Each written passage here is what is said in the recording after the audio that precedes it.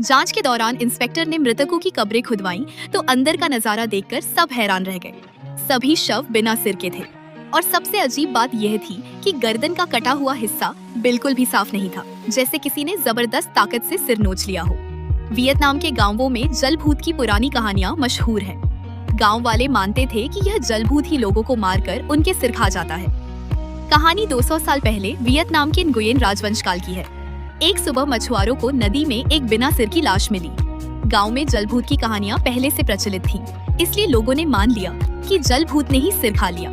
दफनाने से पहले लोगों ने देखा कि लाश का पेट हिल रहा था। जब चाकू से पेट चीरा तो अंदर से ढेर सारी मछलियां निकली। अब तक 8 लोग मारे जा चुके थे। सभी के सिर गायब थे। पूरे गांव में दहशत फैल गई। तभी जासूस आजियन के दोस्त युओ को बुरी खबर मिली। उसकी भतीजी शाया अचानक गायब हो गई। नदी किनारे बस एक जूता पड़ा मिला। गांव वाले इसे भी जलभूत का काम मानकर मदद करने से डर गए। युओ ने तुरंत आजियन को चिट्ठी लिखी। आजियन एक तेज जासूस था। वो जलभूत जैसी बातों पर बिल्कुल यकीन नहीं करता था। जांच शुरू हुई। आजियन को पता चला कि 2 हफ्ते पहले एक नकाबपोश शाया के कमरे में घुसा था। शाया ने उसे चाकू मारा तो वो खिड़की से भाग गया। वो एक मिट्टी के बर्तन घड़े को चुराने आया था। शाया के गायब होने और उस नकाबपोश के बीच क्या संबंध था? इसी बीच वांगमिस के साथ कुछ अजीब हुआ। वो बाल धोने लगी, तभी पानी का डब्बा खुद उड़कर आया। पीछे मुड़ी तो एक बड़े पानी के टब में से 2 डरावने हाथ बाहर निकल रहे थे। आजियन को लगा कि वो नकाबपोश ही सुराग है। उसके हाथ पर जख्म का निशान होगा, इसलिए युओ ने एक चाकू फेंकने की प्रतियोगिता रखी जहां लोगों के हाथ दिखेंगे। प्रतियोगिता में आजियन की नजर एक ऐसे आदमी पर पड़ी जिसके हाथ पर हल्का ताजा जख्म था। उसका नाम था लियांग डोंग।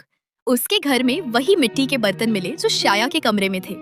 जब आजियन ने खुद को जासूस बताया तो लियांग डोंग भाग खड़ा हुआ। पकड़े जाने पर उसने कबूल किया कि वो सिर्फ बर्तन चुराने आया था। उसे शाया के बारे में कुछ नहीं पता। अगले दिन नदी किनारे फिर एक बिना सिर की महिला की लाश मिली। युओ ने देखा और रोते हुए बोली, यह शाया है।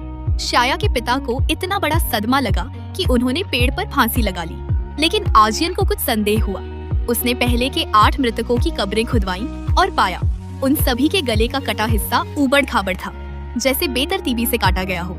लेकिन इस ताजी लाश का कटा हिस्सा एकदम साफ और सीधा था, यानी यह किसी और ने किया था। इसके अलावा लाश की त्वचा पर झुर्रियां नहीं थी, मतलब यह शव ज्यादा देर पानी में नहीं रही थी, हाल ही में फेंकी गई थी।